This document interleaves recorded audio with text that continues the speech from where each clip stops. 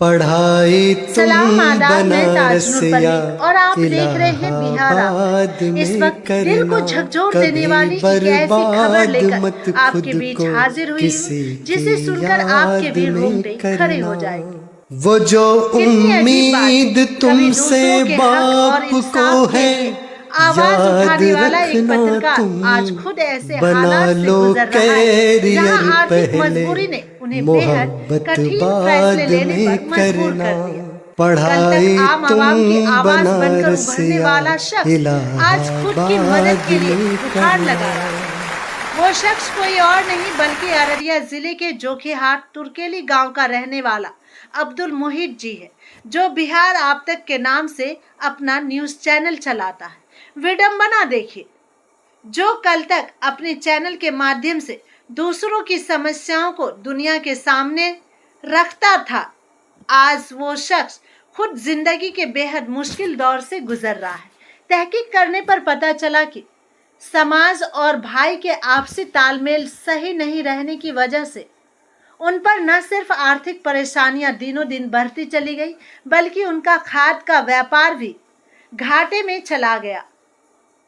उनके भाई के वजह से व्यापार घाटे में चले जाने पर उन पर कर्ज का बोझ भी इस कदर दिनों दिन बढ़ता चला गया कि जिससे निजात पाने के लिए उन्होंने अपने शरीर का किडनी जैसे अनमोल रत्न बेचने का फैसला तक कर लिया। ये उनका दुर्भाग्य नहीं तो और क्या है। जिस आवाज ने कल तक आम आवाम की समस्याओं को अपने चैनल के माध्यम से दुनिया के सामने रखता आया, आज वही आवाज अपने ही संघर्षों की कहानी बयां करने को हो रहा मजबूर।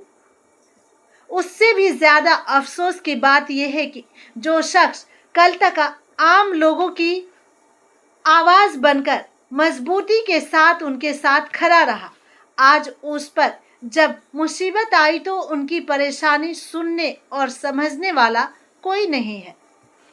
कल तक गरीब बेसहारों का काम आने वाला आज खुद की मदद और सहारे की उम्मीद से जब वह समाज की ओर देख रहा होता है, तो ऐसे में उन्हें सहयोग मिलने के बजाय उन पर न सिर्फ तरह तरह के लांछन लग रहे हैं, बल्कि उन्हें जगह जगह धुतकार का भी सामना करना पड़ रहा है। ऐसे में सवाल तो बनता है साहब, क्या किसी इंसान की मजबूरी का मजाक बनना ही हमारे समाज का दायित्व है? खैर, आपसी मतभेद अपनी जगह है, लेकिन किसी इंसान को आर्थिक संकट में छोड़ देना ये कहाँ की इंसानियत है। आज मोहित भाई की परेशानी हमें यह सोचने पर मजबूर कर रहा है कि जो इंसान कल तक दूसरों के हक हुकूक के लिए बेबाकी से आवाज उठाता रहा, क्या मुश्किल वक्त में उनके लिए आज आवाज उठाने वाला कोई नहीं है? क्या हम जमीर के इतने मरे हुए लोग हैं कि इस मुसीबत के वक्त उनके साथ खड़े नहीं हो सकते? वैसे सवाल सिर्फ एक पत्रकार की मजबूरी का नहीं है, बल्कि ये सवाल उस व्यवस्था का भी है जहां लोगों की आवाज बनकर दुनिया के सामने उभरने वाले पत्रकार आज आर्थिक संकट में अकेले पड़ जा रहे हैं। हालात अगर इतने मुश्किल हो जाए कि इंसान अपने शरीर का अनमोल रत्न तक बेचने की बात करने लगे, तो यह सिर्फ व्यक्तिगत परेशानी नहीं, बल्कि समाज के लिए एक गंभीर चिंता का विषय भी है और समाज के लिए एक बदनुमा दाग भी। आज जरूरत है हम इस दर्द को तमाशा न बनाएं, बल्कि इंसानियत के नाते उनकी मदद के लिए आगे आए, क्योंकि जो व्यक्ति कल तक आम आवाम की आवाज था, आज उनकी आवाज सुनना, उनकी चीख पुकार को सुनना, हल करना ना सिर्फ हमारी जिम्मेदारी है, बल्कि हमारा फर्ज भी है।